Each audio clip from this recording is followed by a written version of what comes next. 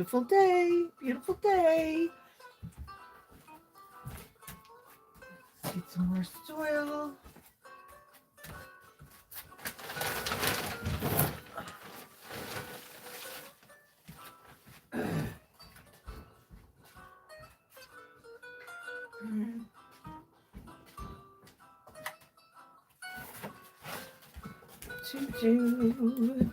Hello, we are live. Saturday live from the potting bench. This week is a little wild. I'm actually inside because outside is, I still can't get in the barn. There's 3 feet where the garage door meets the floor of the barn, and there's just 3 feet of snow in front of it. It's locked in until the snow melts, but I think that's happening today because we are at a happy 53 degrees, which is amazing. The first over 45-degree day we've had since October. So as you can imagine, I'm a little excited. I guess my sisters in Florida told me the other day they are having record heat, which is just amazing. So if you are in the South and you are very warm, and I'm sure you're out sowing seeds and having all sorts of great fun, go easy on yourself. It's going to take a little time for these fluctuations to warm everybody up. You know, and if you have questions during my lives, you can always put comments below. And let's see, there we go. Today I actually am stopping what I'm doing because I'm actually sowing seeds. I'm going to go grab some more. Hold the line, Color. And my playroom here is just a travesty of too many projects going on, to the point where I can't even find the seeds I was going to sow. Ridiculous. Aha, here we go. Okay. So today I am sowing some seeds. These are sweet peas. I'm a little late than normal. Normally I would have done this that last week of February. However,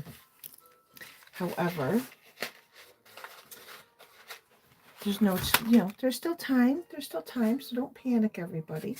So when I'm sowing my seeds, if you have any questions, just let me know. So I'm using my wool pots for these because sweet peas are notorious for not liking any root disturbance, kind of like squash. So I saved some of the wool pots to use for these because these wool pots will go right into the soil up to this line, and the soil, the wool will nurture the roots, and they will air prune. The sweet peas will air prune, and they will be perfectly happy. No root disturbance. I love these. These are on my website. No plastic. Woohoo! Yay, no plastic. So I just put them in a little pot. You don't have to, but I like to do that. And because I am going somewhere for lunch with friends, I am going to use my handy dandy scoop that last week you might have seen me throwing seed bombs, balls outside with it. So I just take the soil, put my soil in there. I could use a little bit more. I'm going to show you. So because my barn is frozen, like I said a few minutes ago before I went live, my barn is frozen. I can't get into the barn today. And how you all doing? Hi, everybody. Happy spring. It's here. So what I'm doing is today I am not soil blocking. I have already done that since 5 o'clock this morning. I am sowing sweet peas. Now, I know you're asking, wait a minute. Hold on. You're a native plant nursery. Why are you growing sweet peas? They're not native to New York. I grow sweet peas because they're gorgeous. The pollinators love them. They're not invasive, at least the ones that I grow. And I grow them for local florists with part of the CNY flower collective I'm in. And sweet peas absolutely do not like to have their roots disturbed. Kind of like squash, tomatoes, and if I'm quite honest, I think no plant likes to have their root disturbed. I really don't. But sweet peas are notorious for it. So I'm using my wool pots. I fill up the wool pot. You don't have to use a cup, but I like to use a cup when I'm trying to stay clean, sort of. This is my potting bench apron that is usually covered in mud. I have my damp soil. Put the soil in there. And then, I'm going to show you, let me tilt this down just a little bit so you can see the seed sowing fun. There we go. It's gorgeous today here. It has got me quite giddy. So what I'm going to do is I'm going to have my nice damp soil, give it a little fluff, and I'm just going to put 1, 2, 3. I'm going to put 5 in here. I know it's a little bit much, but I am Italian by marriage, so I believe in abundance. The more the merrier. And then because sweet peas like to be covered really well, you always do, a good rule of thumb when you're sowing, friends, is to always do the width or thickness of your seed. So for example, you can see how tiny the seed is.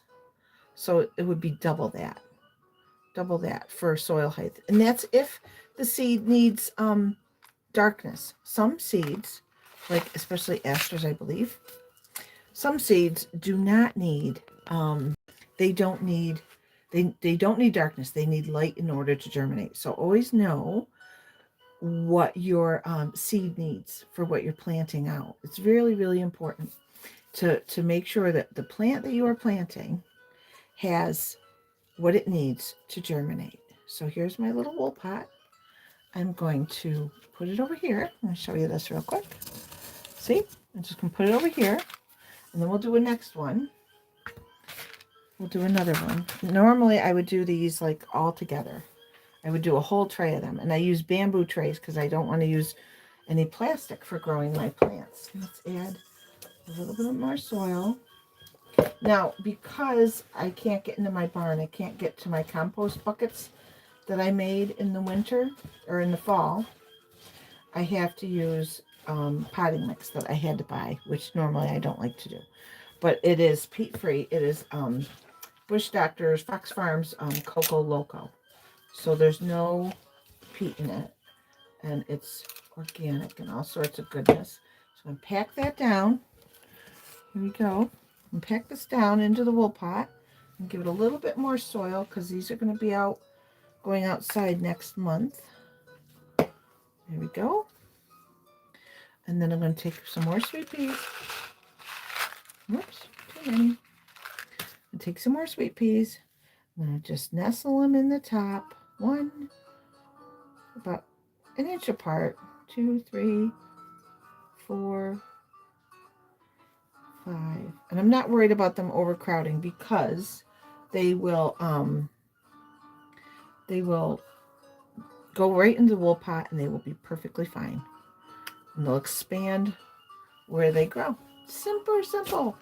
There we go. One more. Now you can see I'm leaving a gap between my wool pots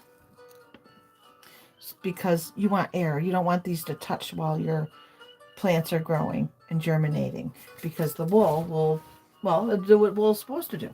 It's supposed to decompose and feed your plant. I don't want it to do that quite yet. But this is not what I was going to talk to you guys about today. Not at all. No, I was just going to do this and chit chat. So if you have any questions, you can let me know in the comments below about anything about gardening. It's a great time on Saturdays to fit in some gardening questions. But I don't know about you. It has been a very rough news week, hasn't it? The world is just crazy right now. And we have to come up with ways that we can restore our spirits a little bit. Things that bring us joy and find goodness. We have to find the good. Build on that good. Hold on to it tight so you can do the things that have to be done, right? Anyway, I'm not getting into that nonsense. But today it is sunny. I am sowing sweet peas because They make me really happy. And I can think about how beautiful these are going to be in the spring. These are an heirloom sweet pea from Saltwater Seeds is where I get my sweet peas every year. Wonderful, wonderful, wonderful, folks. And sprinkle, sprinkle, tap, tap. There we go. So what I wanted to tell you about today is that every spring we do I do a native plant CSA. And this year it's up on the website. Super excited because I've made it so much more simple. You know, we can make things really complicated. I don't know about you, but I can make things pretty complicated. So I've made it really simple this year. I've decided it has got to be simple. Um, so the Native Blooms box, which is my CSA of native plants, has 13 native plants in it, different ages.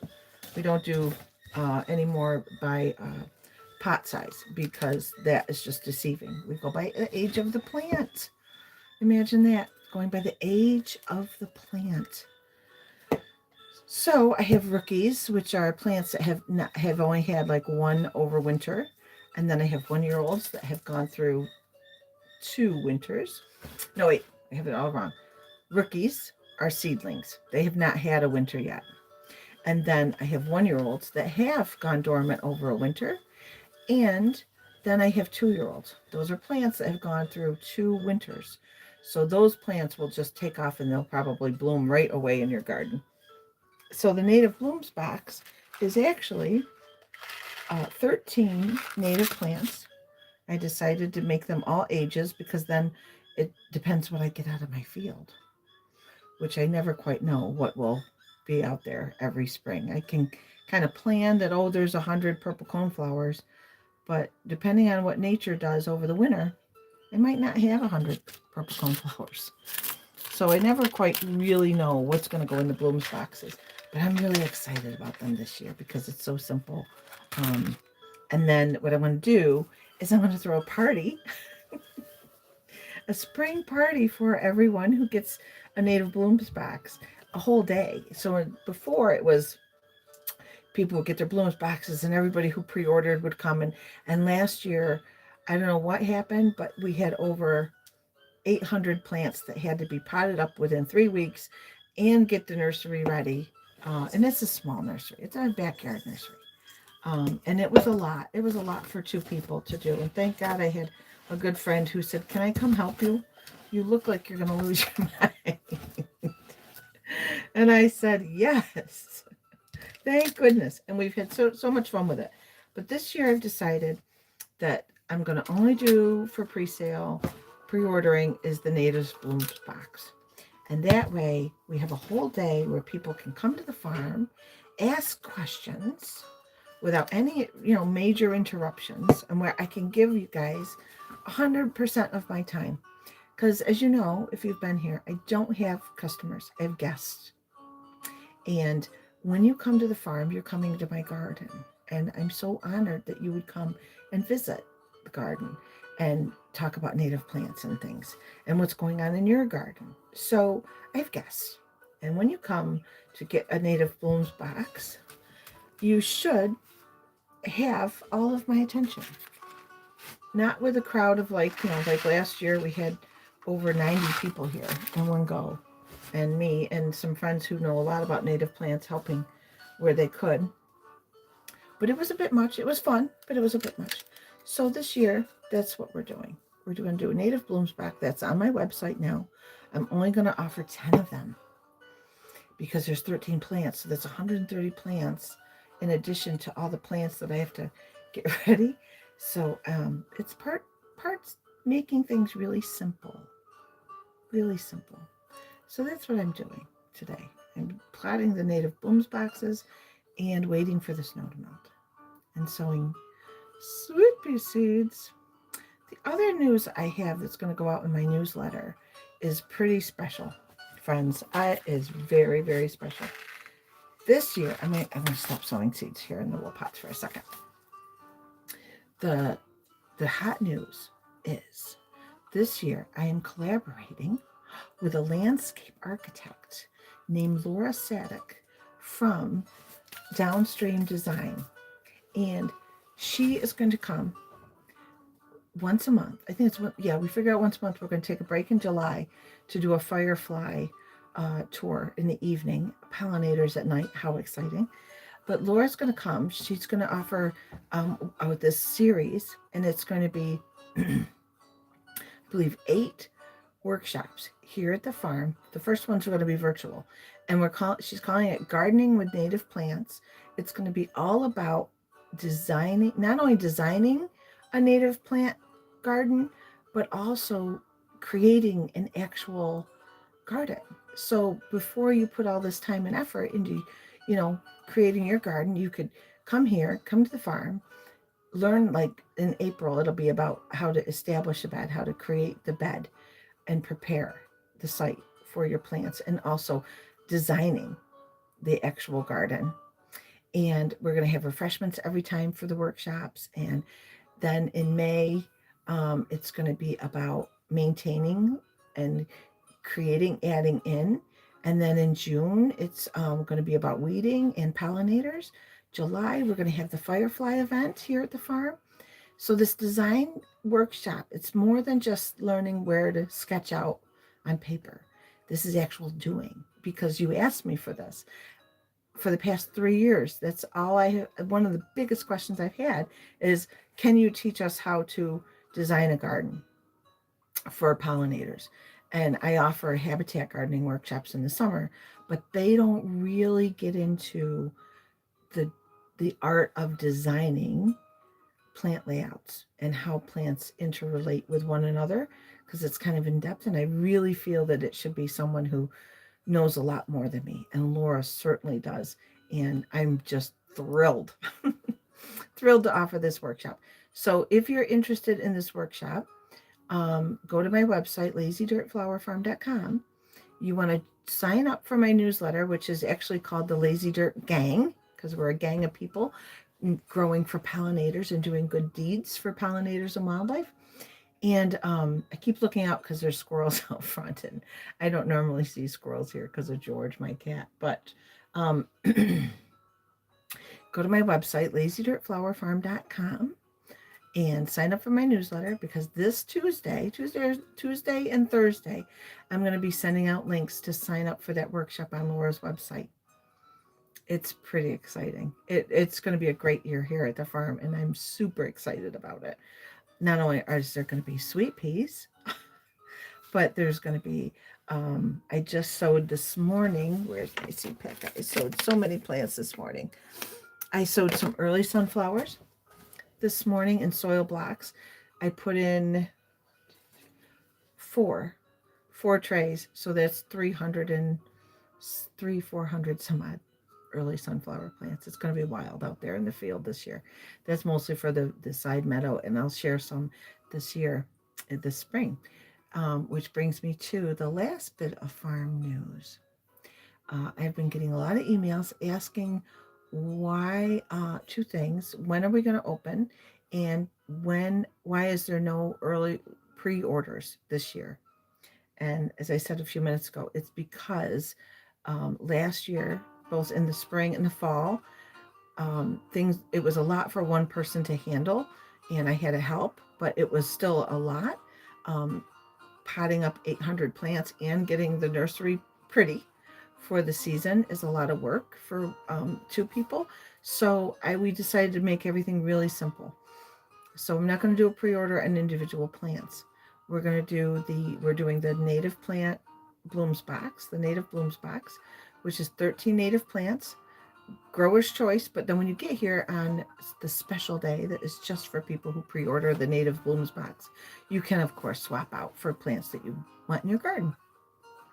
And then so that's the first that's some really big news that I've been getting in the email box.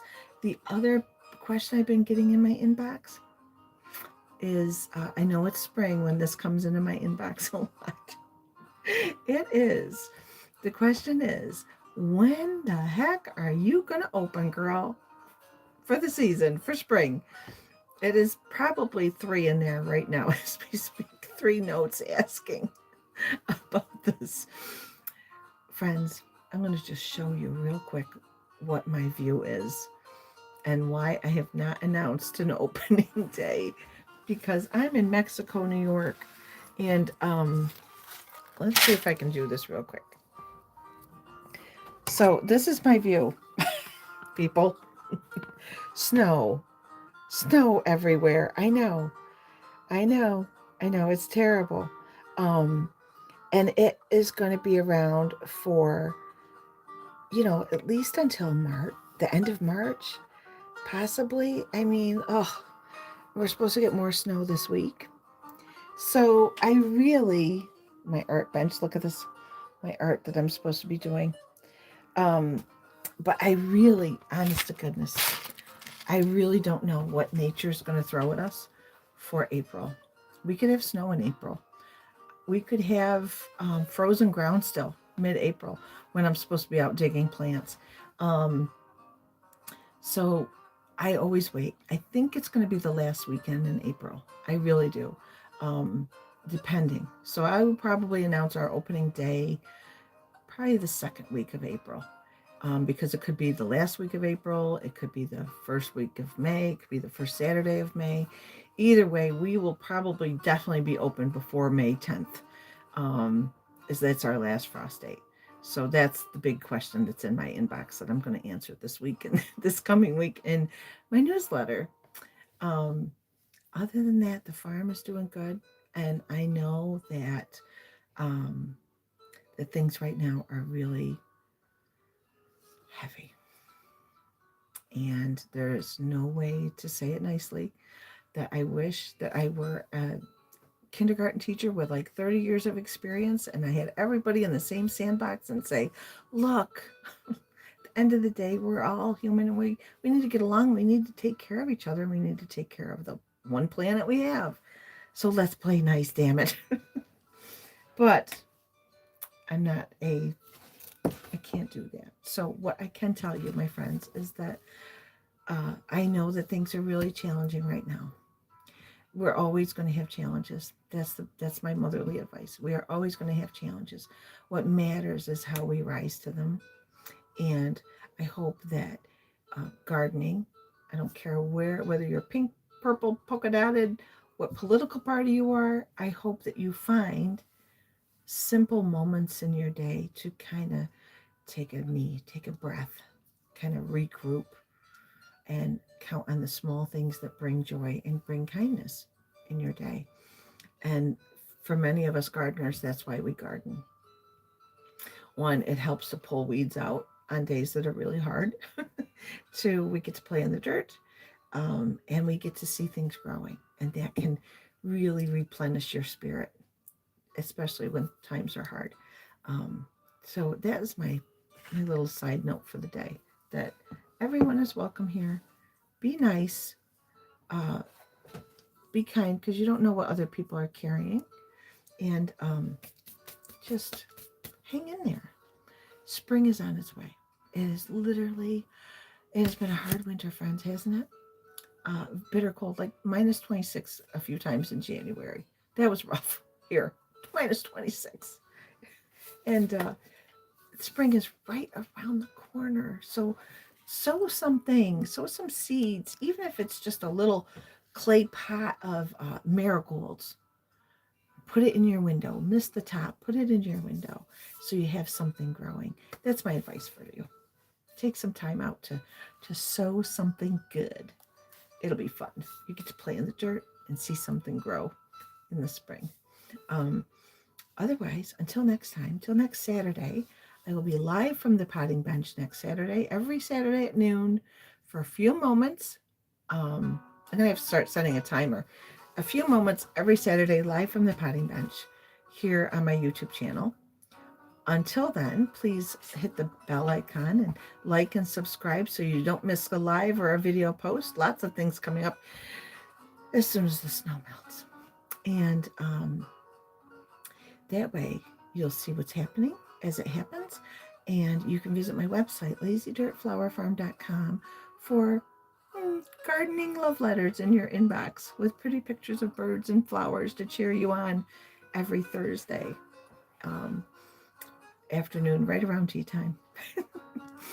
I hope you have a beautiful day and that all is well with you. All is well. And I will see you next Saturday. Ciao. And P.S. If you have questions about seed sowing, gardening for native plants, or how to get more hummingbirds in your garden, please like this video, this live, comment, go into the comments after I post it and ask your questions there, and I will answer them like quick. I don't mess around with people's questions. There's always a reason you have a question and you want an answer. So I will supply an answer in the comments below after this video. So happy seed sowing, happy growing, and go enjoy the sunshine. Look at that. It's coming. Yay. Happy spring.